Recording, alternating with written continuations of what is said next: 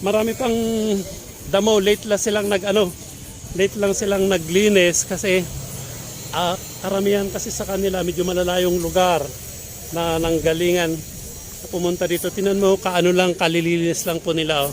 Hindi pa masyadong malinis pero may nakita tayo dito na sapatos. Papasok po tayo dito. Dito medyo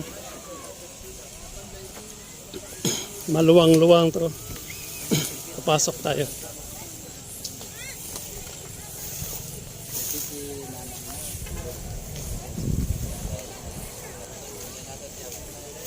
Sapatos ito na Adidas kumbaga.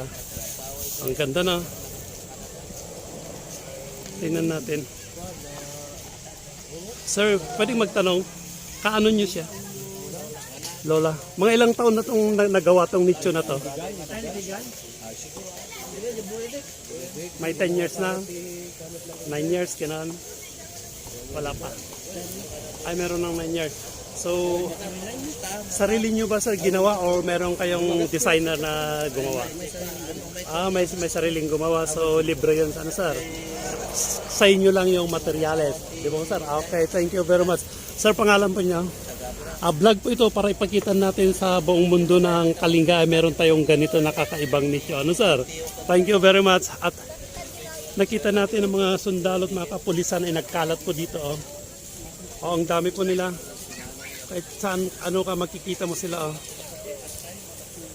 Lahat ata ng nicho ay ng cemetery, pinuntahan po ng mga kapulisan natin at kasundaluhan para bantayan ng mga taong dadalaw sa kanilang mahal sa buhay.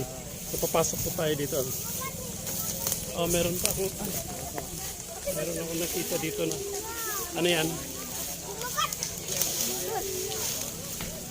Pero walang nagmamay-ari, so wala tayong pagtatanungan. So ganito na lang. Kabayo. Dapat may tao siya dito para magtanungan tayo kung ilang years na yun, o babae ba o lalaki yung nakalagay dyan. Pasok lang tayo dito. Ay, hello sir, dadaan lang ako dito. Sir, thank you very much.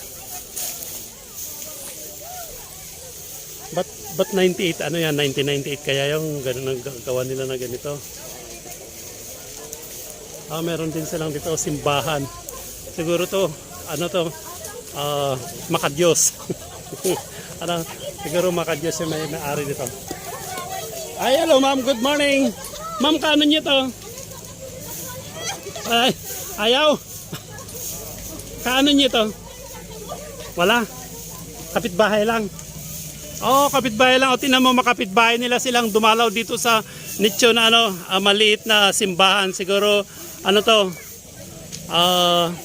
Makadyos ang nagmamay-ari. Ay, may gitara pa dito sa kabila. Hindi pa masyadong napintahan.